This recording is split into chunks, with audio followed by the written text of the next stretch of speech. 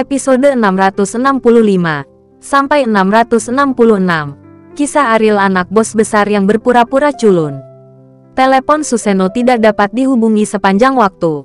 Martinez tidak tahan, jadi dia kembali ke kota. Mengenai apa yang terjadi di Villa Ariel, tidak perlu dengan sengaja menanyakannya, karena di antara keluarga kelas atas, masalah ini telah diketahui semua orang dan semua orang mendiskusikannya. Martinez menjadi sangat marah setelah mengetahui kebenaran. Untuk dia, Ariel seharusnya sudah mati, tapi sekarang dia telah melakukan sesuatu yang mustahil. Kematian Suseno dan Mario meninggalkan Martinez tanpa boneka yang bisa menangani Ariel, yang merupakan masalah yang lebih besar baginya. Ide untuk membunuh Ariel sendiri terlintas di benak Martinez, tetapi kemarahan dan alasan akhirnya menempati puncaknya. Dia tahu dia tidak bisa melakukan ini. Seluruh Tianqi tahu bahwa Umar akan mengangkat Ariel sebagai muridnya jika dia membunuh Ariel, dan itu pasti akan menyebabkan banyak orang terjerumus dalam masalah ini. Semakin baik orang tersebut, semakin besar kemungkinan cemburu. Sebagai putra kebanggaan Tianqi, Martinez juga memiliki banyak musuh di dalam diri Tianqi. Dia tidak boleh membiarkan orang-orang ini menemukan kesempatan untuk jatuh ke dalam masalah. Tetapi Martinez memperhatikan Ariel bergabung dengan Tianqi dan mengambil posisinya. Ini adalah sesuatu yang tidak dapat diterima olehnya. Hanya untuk memberimu kesempatan yang sia-sia ini untuk bernafas. Aku tidak percaya bahwa tidak ada orang di dunia ini yang akan menjadi lawanmu. Martinez meninggalkan kalimat ini, meninggalkan daerah Indonesia untuk sementara. Di gerbang Villa Ariel, banyak anak dari keluarga bangsawan ingin bertemu dengan Ariel dengan hadiah berharga di tangan mereka. Mereka datang dengan perintah keluarga untuk menyenangkan Ariel, berharap lebih dekat dengan Ariel. Tapi gerbang villa ditutup, dan tidak ada yang memenuhi syarat untuk masuk. Ketika Mustafa berjalan melewati kerumunan dan langsung membunyikan bel pintu, dia tidak tahu berapa banyak orang yang dia buat iri, karena mereka takut melakukan ini. Dan tidak ada yang memenuhi syarat untuk mengganggu Ariel dengan mudah. Tetapi Mustafa memiliki kualifikasi ini, karena dialah satu-satunya yang menyukai Ariel terlebih dahulu dan menjadi kaki tangan Ariel. Ketika Wisnu memberitahu Mustafa tentang masalah ini, Mustafa sangat menjijikkan. Lagi pula, dia juga generasi kedua yang kaya raya dengan status tinggi di daerah Indonesia. Dia memiliki banyak bawahan dan tiba-tiba memintanya menjadi bawahan bagi orang lain. Mustafa secara alami tidak mudah terima, tetapi pada saat ini, Mustafa menyadari bahwa menjadi bawahan bisa membuat iri dan sangat keren. Melihat iri mata anak-anak bangsawan lainnya, Mustafa merasa sangat segar di hatinya. Ia menegakkan punggungnya, dengan postur yang pertama yang disukai Ariel. Kalian terlambat. Mustafa tidak bisa membantu tetapi mengejek semua orang. Pada saat ini, Melissa membuka pintu villa. Semua orang menjulurkan leher mereka pada saat yang sama, ingin melihat situasi di villa. Melissa, aku di sini. Mustafa berkata pada Melissa dengan wajah. Melissa memandang kerumunan orang luar dan hadiah berharga menumpuk seperti gunung. Dan dia secara alami bangga padanya. Silahkan masuk, kata Melissa. Terima kasih, Melissa. Mustafa memasuki villa dan sekali lagi membangkitkan kecemburuan yang tak terhitung jumlahnya. Orang-orang ini ingin bisa menjelma menjadi Mustafa. Lagi pula, bisa pergi ke rumah Ariel saat ini adalah hal yang bisa dibanggakan. Setelah memasuki villa, Mustafa melihat tembok yang rusak dan tidak bisa tidak kagum. Tuan Ariel, ini terlalu ganas. Kamu akan menghancurkan rumah ini, kata Mustafa. Sebagai seseorang yang menyaksikan ini terjadi, hanya Melissa yang tahu betapa sengitnya Ariel. Tidak ada kemungkinan bahwa Mario akan dipukul mundur. Siapa yang bisa mempercayai ini? Anda cari seseorang untuk membantu merenovasi rumah. Melissa memerintahkan Mustafa. Oke, jangan khawatir.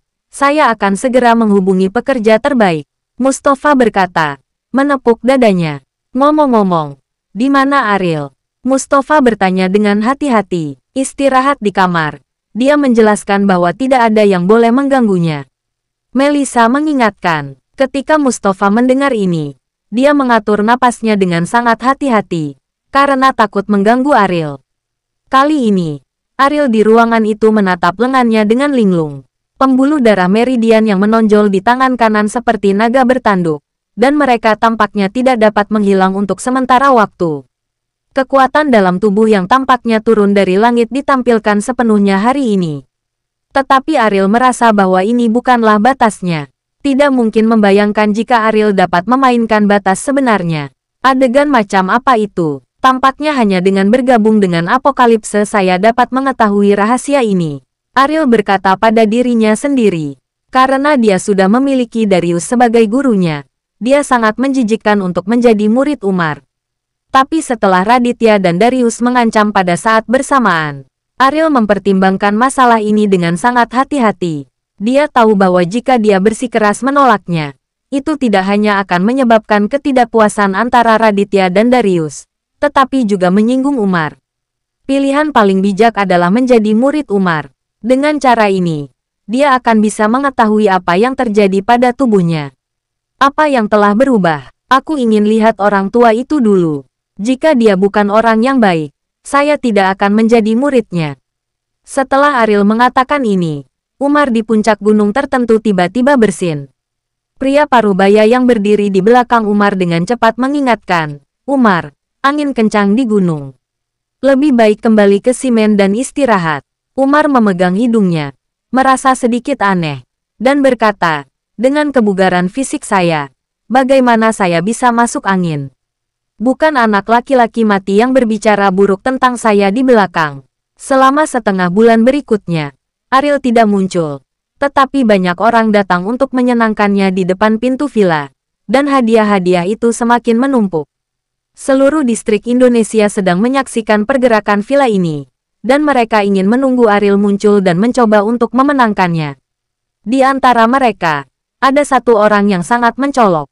Dia tidak membawa hadiah apapun, tetapi dia berlutut selama setengah bulan. Dalam setengah bulan terakhir, dia tidak makan, hanya menggunakan air untuk menopang hidupnya, bahkan jika yang lain pergi pada malam hari. Sekarang, dia masih akan berlutut di depan pintu. Untuk Mustafa, yang datang setiap hari, orang ini paling membuatnya terkesan. Michael, Anda tidak mengambil jalan biasa. Yang lain memberi hadiah. Untuk siapa kau berlutut pergi ke kuburan? Mustafa tidak bisa menahan ejekan ketika melewati Michael hari itu. Aku berterima kasih padanya. Dia pantas membuatku berlutut dan menunggunya. Kata Michael, berterima kasih padanya. Mustafa tercengang. Dan tiba-tiba teringat apa yang terjadi pada keluarga Michael sebelumnya. Bukankah orang tua orang ini meninggal di tangan Suseno? Jika bukan karena Ariel, dia tidak akan pernah memiliki kesempatan untuk membalas dendam dalam hidupnya. Setelah memikirkan hal ini, Mustafa mengerti mengapa dia harus berlutut di sini sepanjang waktu. Apakah kamu ingin aku membimbingmu bertemu Ariel? Kata Mustafa. Michael tiba-tiba mengangkat kepalanya, menatap Mustafa dengan penuh rasa terima kasih, dan berkata, bisakah dan apakah dia menerimaku? Setelah mendengar kata-kata ini, orang-orang yang bersebelahan menjadi gelisah pada saat yang bersamaan. Siapa yang tidak ingin memasuki villa Ariel? Saudara Mustafa, tolong bawa saya juga, dan keluarga kami akan berterima kasih dengan hadiah yang luar biasa pada Anda. Saudara Mustafa, dan aku. Jangan khawatir, keluarga kami pasti bisa mendapatkan lebih banyak manfaat daripada mereka. Sial, kami berani mengambil setengah dari properti itu. Bukan, saya bisa mengeluarkan lebih dari setengah. Mendengarkan suara di telinga, Mustafa tampak tidak sabar. Apakah para idiot ini benar-benar berpikir bahwa mereka dapat melihat Ariel jika mereka punya uang? Seberapa tinggi status Ariel sekarang? Apa arti uang baginya? Selama dia mau. Tidak ada yang mustahil. Kalian para gangster, bisakah kamu menghentikan kebisingan dan biarkan Tuan Ariel beristirahat? Saya melihat apa yang Anda lakukan, kata Mustafa. Kerumunan yang ribut terdiam dalam sekejap, hanya nafas yang terdengar. Mau masuk? Mustafa bertanya kepada semua orang dengan senyum di wajahnya. Semua orang mengangguk, dan mereka tidak takut memamerkan. Ini sangat indah, dan tidak melihat apakah mereka memenuhi syarat. Saya menyarankan Anda untuk pulang.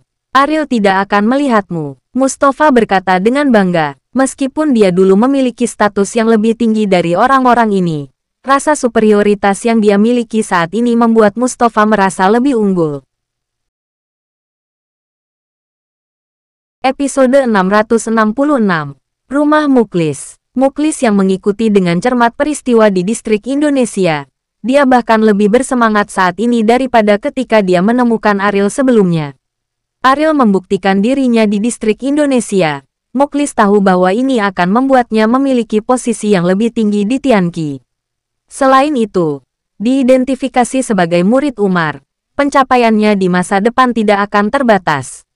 Ini pertama kalinya Muklis benar-benar merasa bahwa keluarganya bisa menjadi afiliasi Tianqi. Kata kemelekatan mungkin sedikit jelek, tetapi itu tergantung pada jenis lingkaran apa yang dilekatkannya, seperti kiamat yang berada di atas dunia biasa.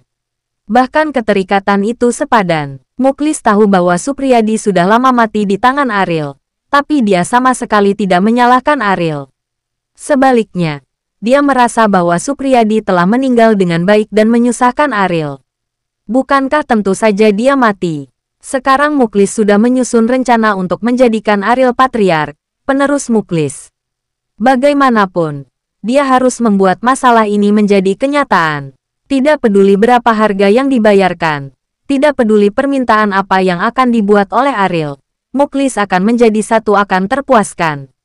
Berpikir tentang kemuliaan masa depan Patriark Muklis dalam ruang kerja, ketukan di pintu tiba-tiba terdengar. "Silahkan masuk," Muklis berkata dengan ringan. Andre masuk ke ruang kerja. Dia tidak mengetahui informasi tentang daerah Indonesia secepat Muklis. Dia baru mengetahui berita kematian Supriyadi. Ini membuatnya gemetar. Jadi dia ingin menguji sikap Muklis. Jika Muklis benar-benar tidak peduli dengan masalah ini, Andre akan sepenuhnya meninggalkan gagasan untuk melakukan hal yang benar dengan Ariel. Dan dia akan menemukan cara untuk lebih dekat dengan Ariel. Bahkan jika Anda tidak bisa menjadi pemilik rumah, dia juga tidak ingin diusir dari rumah. "Kakek, saya mendengar bahwa Supriyadi sudah mati," kata Andre. "Saya tahu tentang ini sejak lama, dan saya mengingatkan dia bahwa dia memintanya. Tidak heran kalau dia mati," Muklis berkata dengan ringan. Hati Andre mencelos. Meskipun dia sudah menduga bahwa kakeknya akan bersikap seperti itu, ketika kakeknya mengatakannya, dia tetap tidak bisa menerimanya. Bagaimanapun, Ariel tidak bermarga Muklis, sehingga banyak orang yang tidak bisa menerimanya jika dia menjadi kepala keluarga Muklis. "Kakek, apakah tidak masalah jika dia tidak memiliki nama keluarga Muklis?" Andre bertanya ragu-ragu. "Hubungan marga, apa bedanya? Kekuatannya tidak perlu lagi peduli dengan nama belakangnya, dan manfaat yang bisa dia bawa untuk keluargaku. Meski saya tidak bisa melakukannya, selama dia mau, apa bedanya jika keluargaku berubah menjadi marganya Ariel?" Kata Muklis acuh tak acuh. Andre menarik napas. Dia tidak pernah menyangka bahwa Muklis akan mengatakan hal seperti itu. Biarkan nama keluarga marga Muklis diganti jadi Wibowo. Ini terlalu konyol. "Kakek, saya tahu apa yang harus saya lakukan. Saya akan pergi ke Amerika. Jika dia membutuhkan bantuan saya akan mencoba yang terbaik untuk membantunya." Andre mengakui takdirnya. Sekarang, dia tahu bahwa dia tidak memenuhi syarat untuk bersaing untuk posisi Patriark. Jadi dia harus menemukan cara untuk mempertahankan posisinya saat ini. Muklis tampak terkejut. Dia tidak menyangka bahwa Andre akan mendatanginya dengan sikap seperti ini. Sepertinya dia berpikir lebih teliti daripada Supriyadi. Seseorang yang mengetahui masalah saat ini adalah pria yang bagus. Pilihanmu tidak memalukan. Dan saya dapat memberitahu kamu bahwa setelah Ariel memasuki level itu, dia masih membutuhkan juru bicara di dunia. Meskipun dia bukan patriarkku, dia juga bisa mengendalikan dunia. Jika kamu menjadi juru bicaranya, statusmu tidak akan rendah, kata Muklis. Andre menunduk dan berkata, "Terima kasih, kakek sudah mengingatkan. Aku tidak akan mengecewakanmu. Keluarlah tanpa apapun." Setelah meninggalkan ruang kerja, suasana hati Andre berubah. Kata-kata Muklis membuka pintu ke dunia baru baginya. Dia tahu bahwa ini jelas bukan Muklis untuk menghiburnya. Ketika Ariel memasuki level itu, dia memang sempurna dan peduli dengan dunia. Jika dia bisa menjadi juru bicara Ariel di dunia, dia masih bisa menikmati hak menjadi kepala keluarga. Supriyadi, kamu tidak pernah berpikir bahwa segala sesuatunya akan mengalami titik balik seperti itu. Tetapi jika kamu tidak mati, saya akan memiliki satu pesaing lagi. Dan sekarang saya satu-satunya yang menikmati keuntungan. Andre bangga akan hal itu. Setelah Andre pergi, Muklis memutar nomor. Sudah waktunya bagi mereka berdua untuk bertemu. Dan mengirim mereka ke Amerika sebagai kejutan untuknya. Muklis berkata ke telepon, daerah industri Indonesia di Amerika. Ada kerumunan orang di luar Villa Ariel. Dan ini sudah hari ke-20 setelah insiden itu. Dia masih tidak muncul. Tetapi orang-orang di luar pintu sama sekali tidak merasa tidak sabar. Tidak peduli berapa lama, selama dia bisa menyanjung Ariel, layak menunggu mereka sepanjang waktu.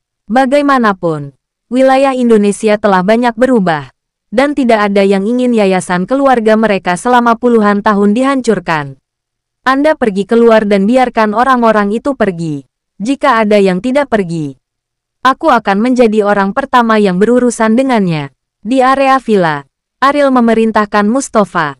Kata-kata ini membuat Mustafa bahagia. Orang-orang itu menunggu lama sekali.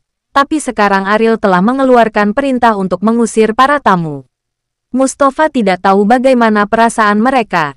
Tuan Ariel, apakah kamu tidak memilih beberapa untuk bertemu denganmu? Mustafa bertanya, atau kamu bisa pergi dengan mereka juga? Kata Ariel, Mustafa juga ingin berhati-hati. Dan setelah mendengar kata-kata Ariel, dia langsung kaget. Dia berkata dengan cepat, Tuan Ariel, saya akan segera memberi tahu mereka. Melihat Mustafa mempercepat dan berlari keluar, Melissa berkata sambil tersenyum, orang ini menebak bahwa dia masih ingin memilih beberapa orang untuk menyelamatkan dirinya sendiri. Pemikirannya yang cermat. Bagaimana mungkin saya tidak tahu? Ariel berkata dengan ringan. Di luar villa, Mustafa berpura-pura batuk beberapa kali, berdeham, dan berkata kepada semua orang. Saudara Ariel, ada perintah. Biarkan kalian keluar dari situ. Jika Anda tidak keluar, Tuan Ariel adalah orang pertama yang berurusan dengan klien. Anda dapat menimbangnya sendiri. Pernyataan ini membuat wajah semua orang berubah drastis. Dan mereka bertindak untuk menyenangkan Ariel. Alih-alih membiarkan Ariel menanggung kebenciannya, jika dia terus tinggal di sini, dia akan menjadi sasaran Ariel, yang berani tinggal. Untuk suatu waktu, banyak orang berencana pergi. Ngomong-ngomong, ada juga barang yang kamu bawa. Semuanya dikemas dan dibawa pergi. Bagaimana bisa hal-hal sampah ini terlihat di mata Tuan Ariel? Mustafa melanjutkan. Seluruh situs dievakuasi dalam waktu kurang dari 10 menit. Tetapi Michael masih berlutut di tanah tanpa bergerak. Mustafa melangkah maju dan berkata kepada Michael, apakah kakimu mati rasa? Apakah kamu ingin aku menemukan seseorang untuk menggendongmu? Aku tidak akan pergi. Jika saya tidak melihatnya, saya tidak akan pergi. Michael berkata dengan tegas, apakah kamu tidak mendengar saya dengan jelas? Jika ada yang tidak pergi, Tuan Ariel akan berurusan dengannya langsung. Apakah kamu sengaja mencari mati? Mustafa mengertakkan gigi. Dan Ariel mengaku akan melakukan ini untuknya. Tidak bagus. Bukankah itu kinerja yang tidak kompeten?